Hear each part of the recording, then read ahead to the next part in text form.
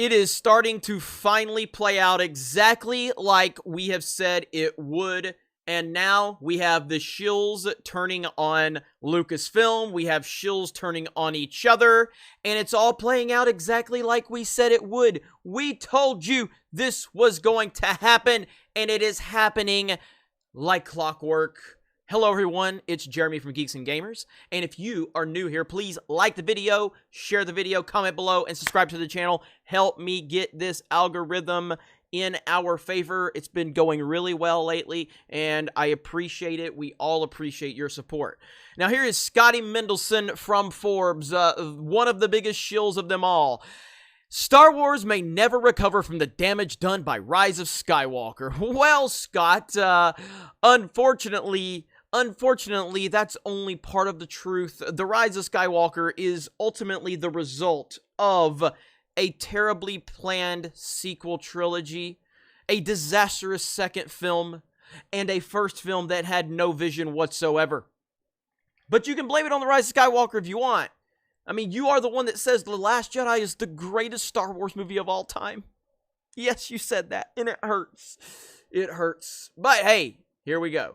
No matter what happens to Star Wars, be it on buzzy shows on Disney Plus or the next batch of hopefully well-liked movies, Lucasfilm and Disney will have blown the self-proclaimed ending of the Skywalker saga. Yeah, that happened the moment that they screwed Luke up. That happened the moment he threw the lightsaber over his shoulder. That happened when they had no plan to capitalize off of the success of The Force Awakens. And then it wasn't too hard to realize that actually the problem started before The Force Awakens, because Kathleen Kennedy never cared about this franchise whatsoever.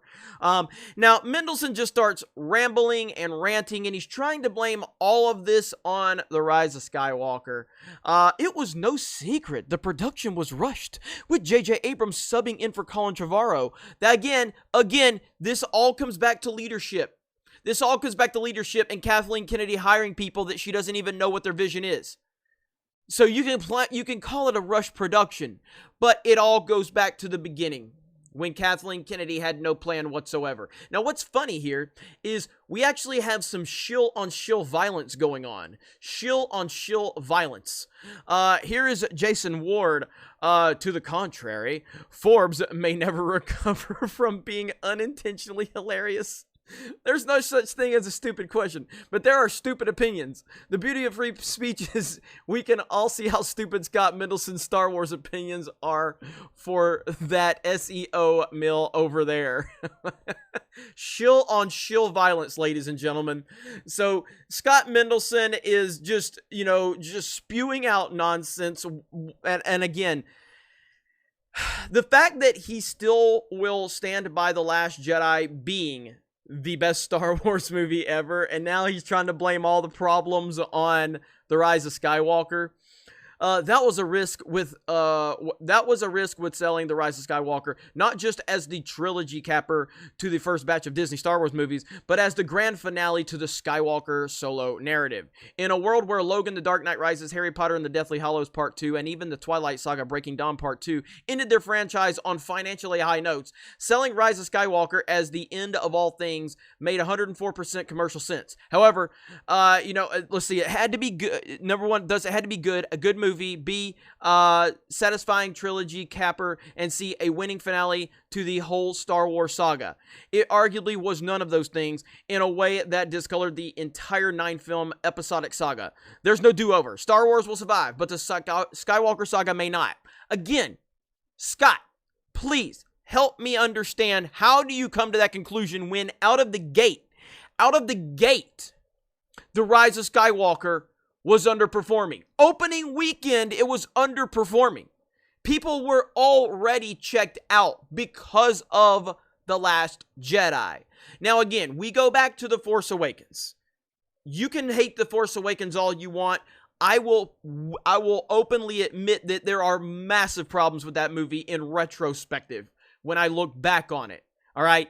But you go back to when The Force Awakens came out, mega success, mega enthusiasm across the board, and going into The Last Jedi, a $220 million opening weekend. Now, I don't think anybody expected the second film to top the ridiculous hype of The Force Awakens. Nobody did.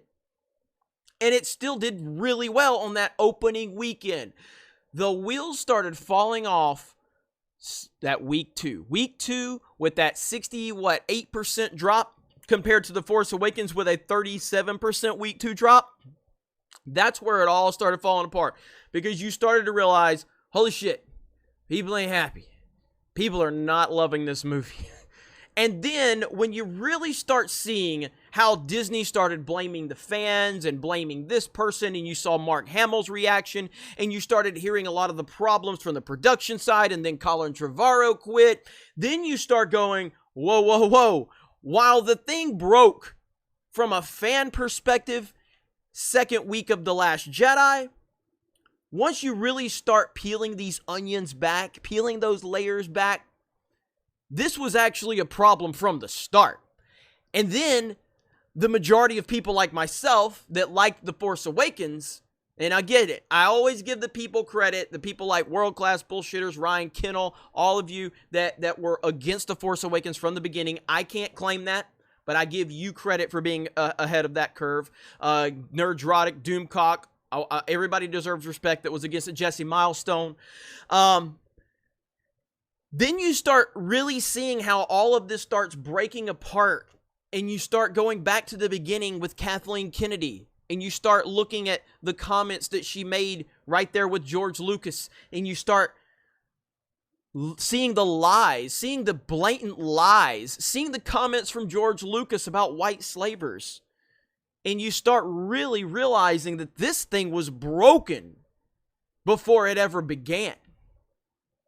They did a great job of capitalizing off nostalgia, the prequel love, the original trilogy love, and the Disney marketing machine.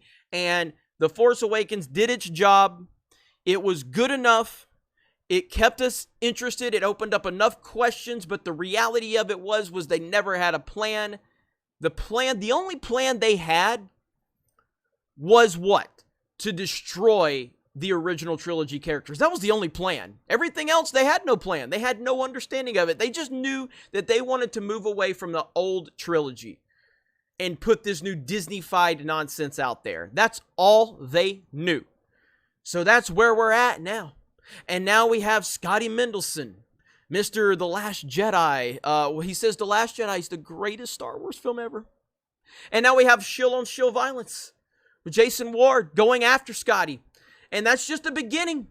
It's just the beginning. We've seen a lot of these people turning on the Rise of Skywalker. And ultimately, what's going to happen, what is going to happen, is you're turning on the Rise of Skywalker, which was perfectly fine. It was a terrible movie. But a lot of you that have turned on the Rise of Skywalker, once you separate yourself from your own bias, you're going to start looking back and seeing it's not the Rise of Skywalker. You're going to be just like me, where you're going to go, it's not The Last Jedi. Yes, from a fan perspective, yeah, The Last Jedi is what broke it. It was The Force Awakens. Well, that's what all you Rise of Skywalker people that don't like this movie, which I'm one of you, but I knew it was going to be terrible. But the Last Jedi defenders that have turned on the Rise of Skywalker, you're going to come to grips with, yeah, the Rise of Skywalker is not the problem. It's actually The Last Jedi. It's actually a terrible film. It's actually a pathetic disaster. And then it'll take you a little time to come to grips with that. You'll be angry for a while. You'll turn on Rian Johnson finally when you realize how terrible that movie is. But then eventually you'll get to where I was. And you're going, you know what? The Force Awakens really is this real problem. Again, it's a disaster, okay? We've all had our path for how we get here, all right? And we're all getting to the same conclusion. And the ultimate conclusion is that Kathleen Kennedy and Bob Iger are a disaster. They had no plan whatsoever. That is the true... I was going to say something else. That is the true disease. I'll say it's the disease in this situation. And, you know, we're all going to get there at some point or another. Like I said, there were people that were against The Force Awakens from the beginning. There were people that, you know, were against it after The Last Jedi. Then there were people that saw Solo and they go, holy crap, this is a disaster. And now there's people that are hating The Rise of Skywalker. And eventually it all goes back to what?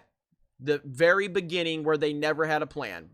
And now we have shield-on-shield violence. Anyway, it's funny to watch this all play out. I love it. It's hilarious. But let me know your thoughts in the comments below. Thank you very much for checking out this video. Solo lost money. Reylos are weird. Kathleen Kennedy is a disaster. And we will talk to you later.